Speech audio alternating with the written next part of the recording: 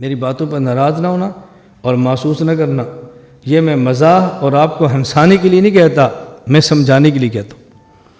آپ جب بھی دوسری شادی کریں گے، آپ دوست فوراً پوچھیں گے آپ کھاتے کیا ہو؟ میں ہنسانے کے لیے نہیں کہہ رہا، آپ کھاتے کیا ہو؟ یہ وہ سوال کرتا ہے جس کے ہاں شادی کی بنیاد سیکس، شہوت، جنسیت اور خواہشات ہے، یہ وہ سوال کرتا ہے۔ اور اس سے بیویاں کبھی قابو نہیں آتی، بیویاں دماغ سے قابو آتی ہیں، دماغ سے قابو آتی ہیں۔ اس کا تعلق دماغ سے ہوتا ہے، شہوات اور سیکس سے نہیں ہوتا۔ آپ کوئی شادی کیوں کرنا چاہتے ہیں؟ وجہ کیا ہے؟ ضرورت کیا ہے؟ وہ ضرورت جس سے پوری ہوتی ہے اس سے کرو، کبھی گھر میں لڑائی اور ٹینشن نہیں ہوگی، کبھی گھر میں جھگڑا۔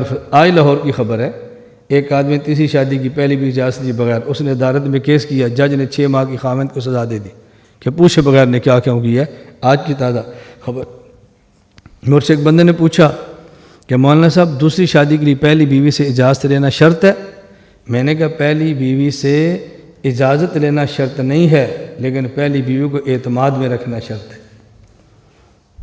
اگر آپ نے گھر بسانا ہے، اگر آپ نے گھر آباد کرنا ہے، یہ میری بات ذاج رکھنا، ایک ہے حد شریعت اور ایک ہے مزاج شریعت۔ حدود سے زیادہ مزاج کو سمجھو۔ جو شریعت کا مزاج سمجھتا ہے اس کے لیے حدود شریعت پر عمل کرنا بہت آسان ہوتا ہے۔ ہم مزاج نہیں سمجھتے، ہم حدود شریعت سمجھتے۔ میں نے آپ کو یہاں دعوت دی ہے کتنے دن کے لیے؟ بولو، ابھی بیان ختم ہوگا، استاد جی دستار بندی، مجھے اجازت ہے؟ میں نے کہا جاؤ۔ امی پوچھے گی آپ ابوبکر جلدی کیوں آئے ہو؟ میں استاد جی سے پوچھ کر آیا ہوں، آپ فون کر لو۔ تو بات تو اس کی ٹھیک ہے، اجازت کے ساتھ گیا ہے، کوئی قانون پابندی ان پر ہے، لیکن میری خواہش کیا ہے؟ اب مزاج نہیں دیکھ رہے، آپ ضابطے دیکھ رہے ہیں۔ ضابطے سے آپ چلے جائیں گے، لیکن آپ کو میری ہمدردیاں نہیں مل سکتی، چونکہ آپ نے میرے ضابطے کا حیا کیا، میری خواہش کا احترام نہیں کیا۔ پہلی بیوی سے اجازت شرط نہیں ہے، پہلی کا اعتماد شرط ہے۔ آپ پہلی بیوی سے کہتے ہو مجھے اجازت دو، میں نہیں مانتی، میں تجھے فارغ کرتا ہوں، میں نکاح کرتا ہوں، اچھا میری طرف سے اجازت ہے، لکھ کے دو، میں لکھ کے دیتی ہوں۔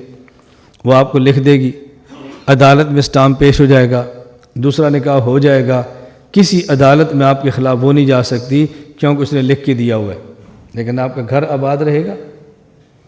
جی اجازت تو ہوگی، یہ پھر آباد کیوں نہیں ہے؟ آپ نے اجازت لی ہے، اعتماد نہیں بحال کیا۔ اعتماد اور ہوتا ہے، اجازت اور ہوتی ہے، حد اور ہوتی ہے، مزاج اور ہوتا ہے۔ ہم مولوی مزاج شریعت اور حدود شریعت میں فرق نہیں کرتے۔ میں 1 کروڑ کا مالک ہوں، اور 1 کروڑ کا مالک میں ہوا ہوں 1 محرم کو۔ آئندہ 1 محرم کو میں نے 1 کروڑ سے زکوٰۃ دینی ہے۔ میں 1 محرم سے پہلے، کون سا مہینہ ہے؟ ذی الحج، میں 20 ذی الحج کو 1 کروڑ روپیہ اپنی بیوی کو ہدیہ کرتا ہوں، تو اس کی مالک ہے۔ وہ 10 محرم کو مجھے واپس ہدیہ کرتی ہے، اب میں آپ کو ہدیہ کرتی ہوں، اس 1 کروڑ پر زکوٰۃ آئے گی؟ نہیں آئے گی، قانون ہے شریعت کا۔ لیکن کہ شریعت کی خواہش یہی ہے، مزاج یہی ہے۔ شریعت تو صدقات واجبہ کے علاوہ حکم دے رہی ہے کہ نفلی صدقات کرو، اور آپ نے فرض کو بھی ختم تعویل کر دی ہے۔ قانون آپ کے خلاف نہیں آ سکتا، لیکن اللہ سمجھتے ہیں کہ اس نے گڑبڑ کیوں کی ہے۔ مزاج شریعت اور ہے، حد شریعت اور ہے۔ ہم حدود کا خیال کرتے ہیں، مزاج کا خیال نہیں کرتے۔ جو مزاج شریعت سمجھتا ہے وہ حدود کبھی نہیں توڑتا، جو مزاج نہیں سمجھتا وہی حدود شریعت توڑتا ہے۔ اس لیے میں آپ علماء سے درخواست کرتا ہوں، آپ حدود شریعت بھی سمجھو اور مزاج شریعت بھی سمجھو۔ اگلا جملہ میرا سمجھنا، حدود آدمی کو شریعت پڑھنے سے سمجھ آتی ہے، اور مزاج پڑھنے سے نہیں، کسی شریعت پر عمل کرنے والے کی صحبت سے سمجھ آتا ہے۔ اس لیے ہم روتے ہیں کچھ وقت دو، 40 دن لگاؤ، یہاں بیٹھو، اللہ اللہ کرو، بات سمجھو۔ میں تو مدرس ہوں، مجھے کیا ضرورت ہے؟ میں تو خطیب ہوں، مجھے کیا ضرورت ہے؟ میں تو موت ہوں، مجھے کیا ضرورت ہے؟ بھئی آپ کو ضرورت نہیں ہے، ہمیں ضرورت ہے۔ ہماری ضرورت کے لیے ٹھہر جاؤ، ہم چاہتے ہیں ایسے بندے پیدا ہو جائیں، ہماری ضرورت ہے۔ تو حدود شریعت بھی سمجھیں اور مزاج شریعت بھی سمجھیں۔